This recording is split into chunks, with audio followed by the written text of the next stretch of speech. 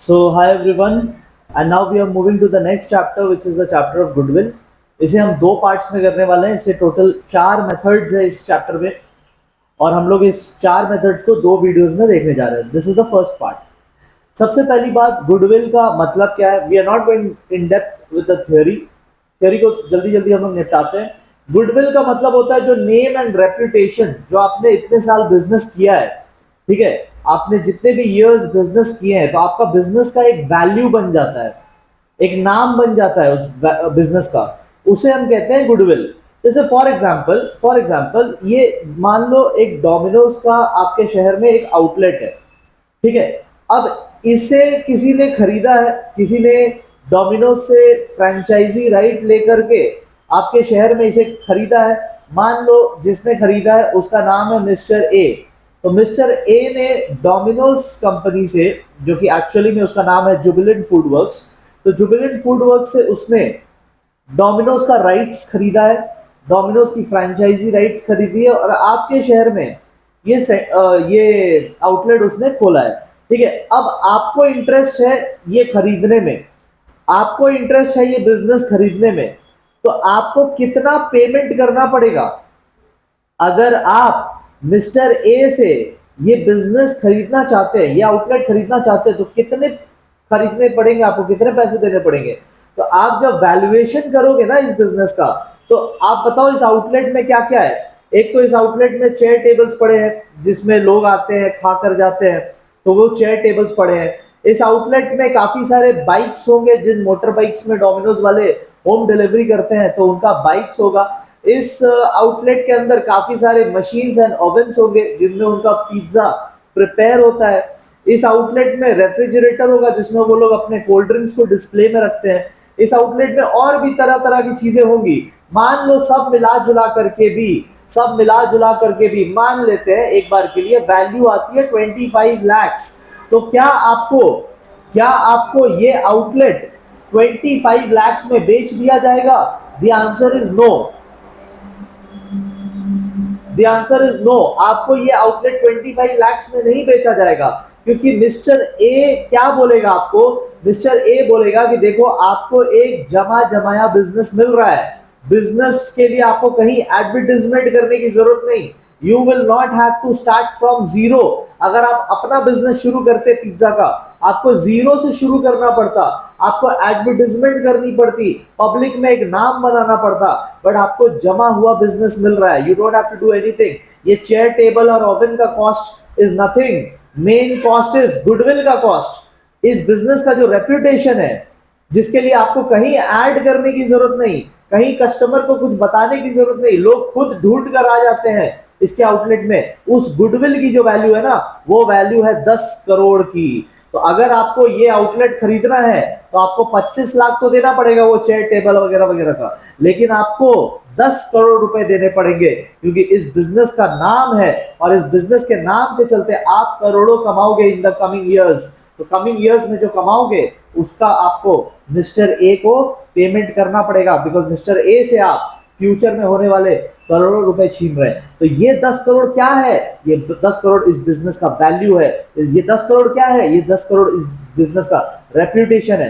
तो ये कॉन्सेप्ट कहाँ काम आएगा? आगे जब हम लोग पार्टनरशिप में नए पार्टनर को ऐड करेंगे, एडमिशन में पुराने पार्टनर्स को वापस भेजेंगे रिटायरमेंट के टाइम में, तो वो सब टाइम में हमें बिजनेस का करेक्ट वैल्यूएशन पता होना चाहिए। जब भी किसी को ले रहे हैं बिजनेस में, या जब भी किसी को छोड़कर जाना है बिजनेस से, तो उन्हें बिजनेस का करेक्ट वैल्यू पता होना चाहिए, ठीक है। तो करेक्ट वैल्यू कब पता होगा? चेयर टेबल एंड बाकी एसेट तो ज्यादा वैल्यूबल नहीं होते हैं। मेन वैल्यूएशन होता है गुडविल का, मेन वैल्यूएशन होता है बिजनेस के रेप्यूटेशन का। आपका कस्टमर ये देख करके आता है आपके पास, this is more valuable than your chair table and fan and light and AC. उससे ज्यादा वैल्यू इसकी होती है, ठीक है। दैट इज वाई गुडविल का वैल्यूएशन बहुत इंपॉर्टेंट है। और इस चैप्टर में हम लोग 4 मेथड सीखेंगे। सर क्या दुनिया में 4 ही मेथड होते हैं? नहीं, मेथड बहुत सारे हो सकते हैं, लेकिन हमें मोस्ट फेमस 4 मेथड पढ़ाए जाते हैं, ठीक है। इसका मतलब ये नहीं कि मार्केट में रियल लाइफ में भी यही 4 मेथड यूज हो। There are multiple method, there are different ways of valuation. तो बट हम लोग अपने सिलेबस में जो है वो 4 मेथड देखेंगे।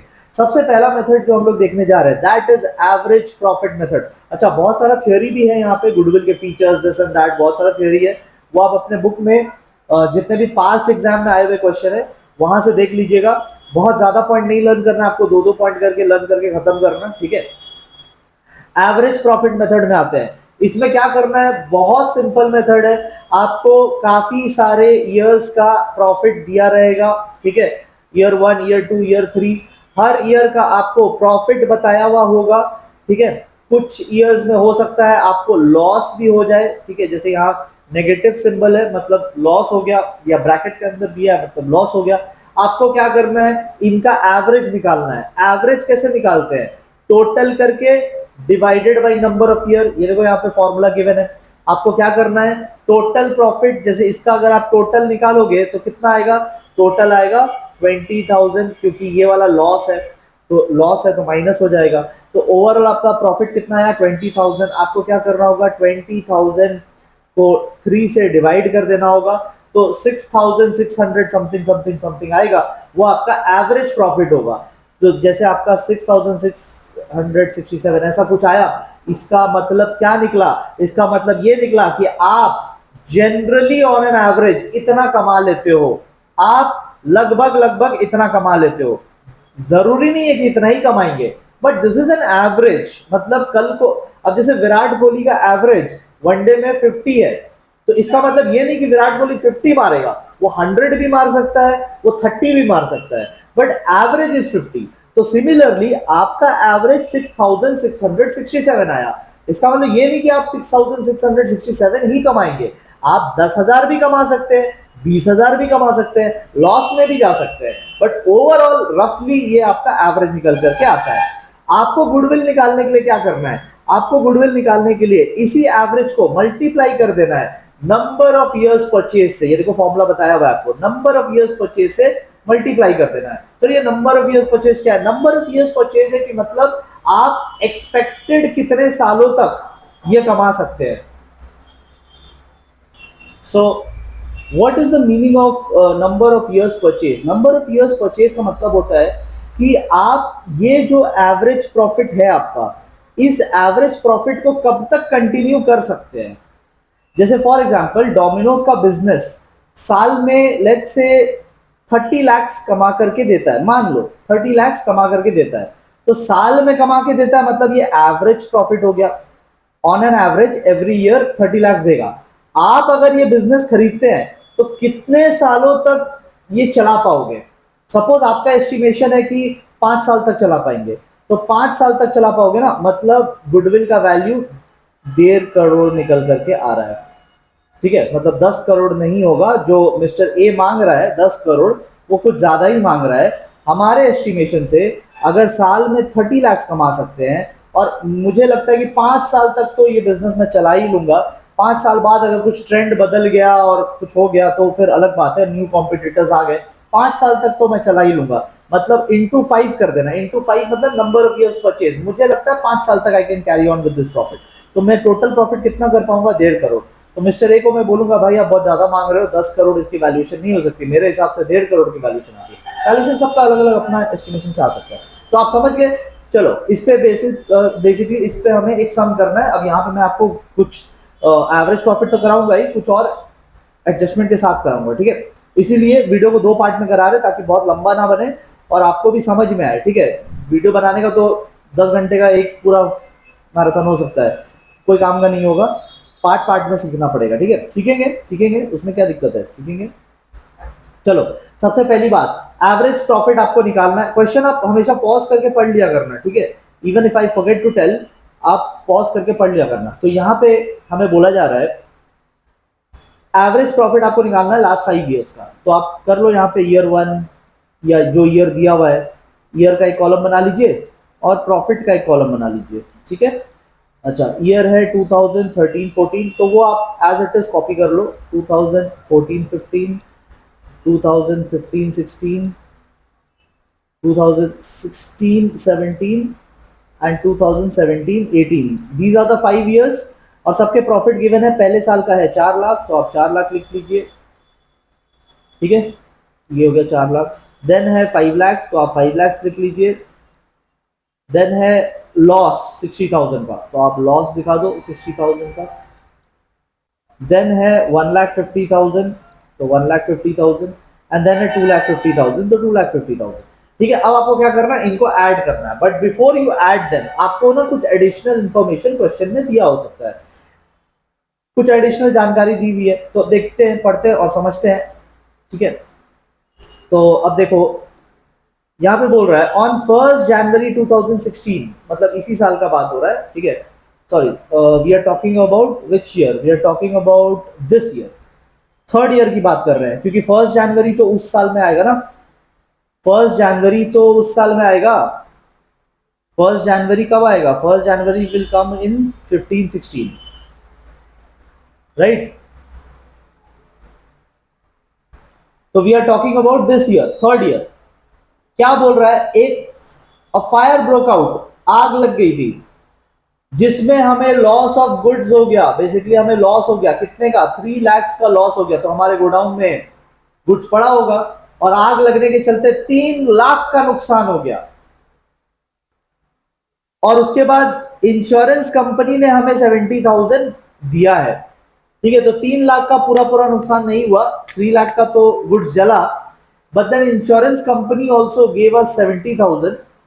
तो हमें ओवरऑल जो लॉस हुआ कितने का हुआ, 2,70,000। ठीक है, 3 लाख का हमारा गुड्स जला, बट इंश्योरेंस कंपनी ने थोड़े पैसे दे दिए तो हम लोग बच गए। और हम बोल सकते हैं कि 2,30,000 का तो फिर भी नुकसान हुआ है। ठीक है, फाइनल लॉस जो हुआ, फाइनल लॉस वो अभी भी 2,30,000 का तो हुआ है। कौन से ईयर में, जिस ईयर में 1 जनवरी 2016 आता है, कौन से ईयर में 1 जनवरी 2016 आएगा, ये वाले ईयर में, क्योंकि ये ईयर चलेगा अप्रैल 2015 से लेकर मार्च 2016 तक। तो जनवरी जो है वो इधर आएगा ना, जनवरी, जनवरी 2016 will come in this period. ठीक है, तो इसमें हमें नुकसान हो गया आग लगने के कारण। अब एक चीज समझो, क्या आग लगना एक बहुत कॉमन बात है, नो। क्या हमारे यहां रोज आग लगती है, क्या रोज आग लगती है क्या हमारे यहां, जनरली हम लोग मान के चलेंगे नहीं। ठीक है, तो आग लगना is an abnormal activity, not a normal activity. कोई नॉर्मल एक्टिविटी नहीं है, ये एबनॉर्मल एक्टिविटी है। तो जब भी हम लोग वैल्यूएशन करते हैं ना गुडविल की, तो सारे अननेचुरल एबनॉर्मल एक्टिविटीज को हटा देते हैं।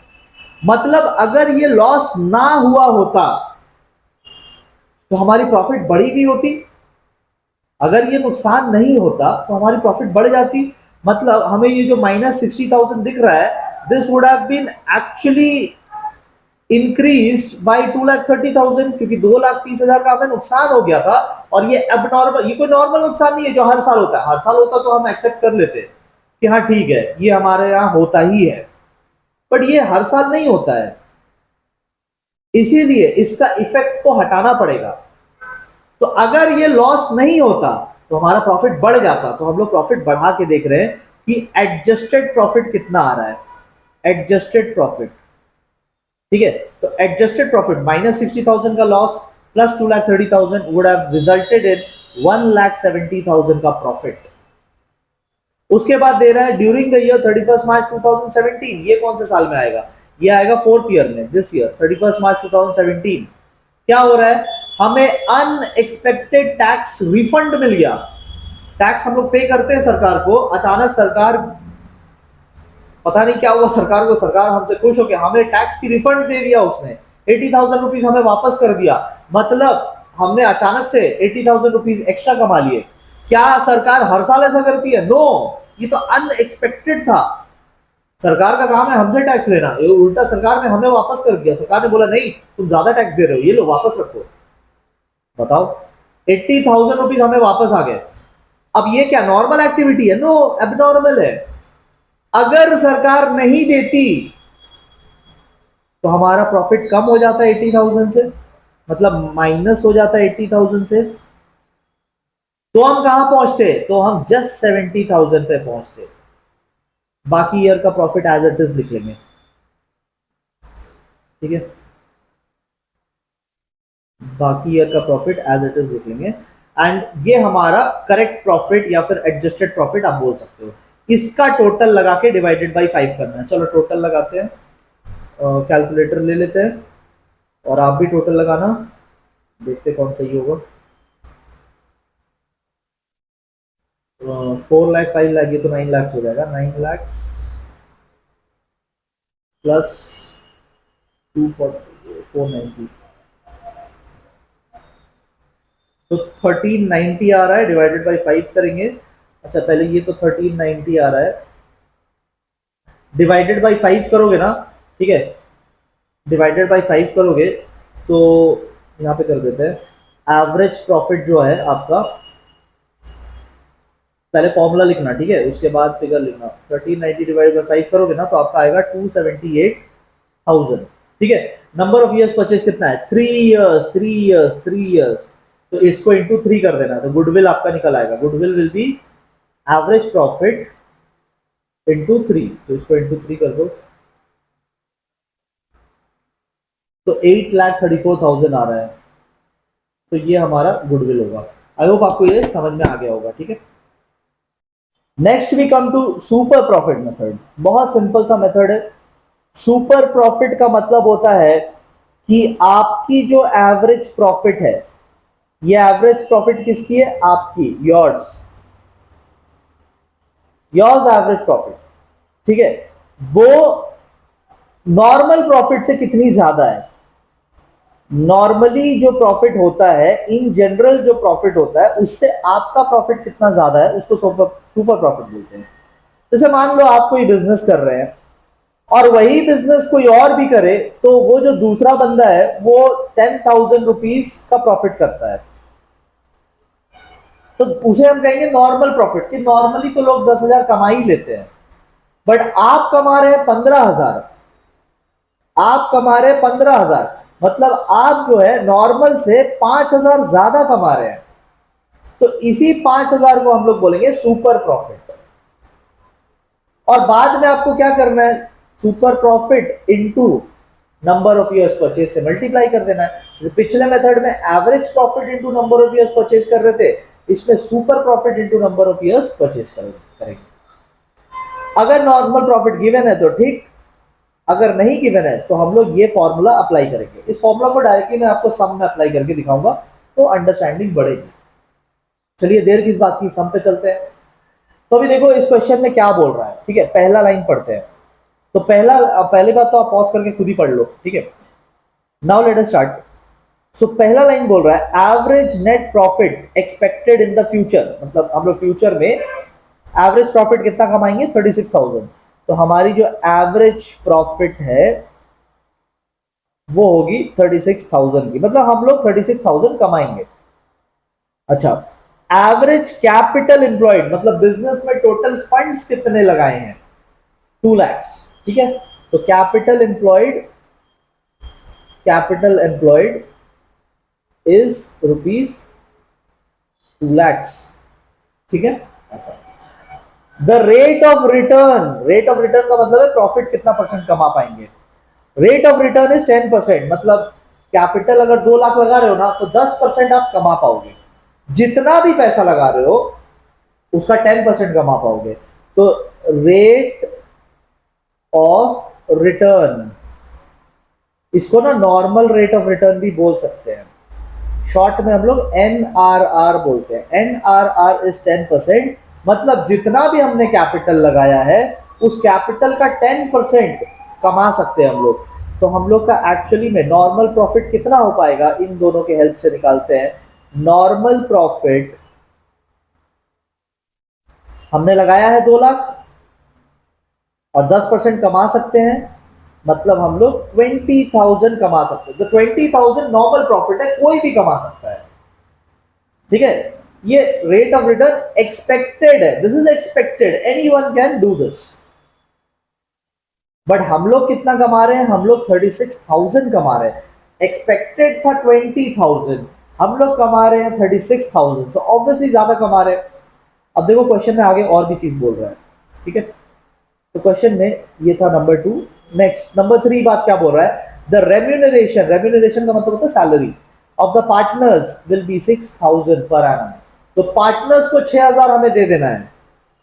तो हमने जो कमाया है ना, हमने जो कमाया उसमें से 6,000 माइनस हो जाएगा।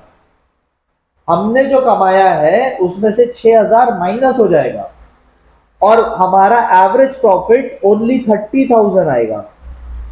ठीक है, क्योंकि हमें पार्टनर को देना पड़ेगा। सो वट एवर हमें हमें फ्यूचर में प्रॉफिट हो रहा है, तो फिर प्रॉफिट में से फिर अप्रोप्रिएशन होता है, salary, commission, this and that, बहुत सारा होता है ना, interest on capital, interest on drawings. तो उसमें से एक सैलरी था।